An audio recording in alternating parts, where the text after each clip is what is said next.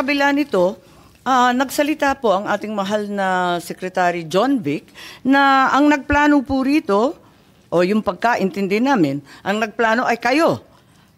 I would like Secretary to answer that. Anyo, Secretary Gibo Chodoro, at ang pinangalan, ang Chief PNP, General Marbil. Parang apat yung pinangalanan sa isang interview ng ating Secretary ng DILG. Can I answer that, ma'am? Yes, please, you're recognized. The question was, who planned this? I did not state in any way who planned it.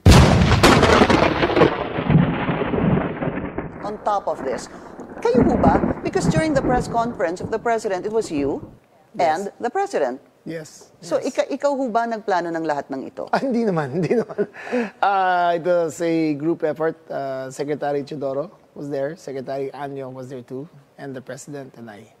So hindi naman ako. Ako lang ang natira last man standing doon sa Malacanang. Kasi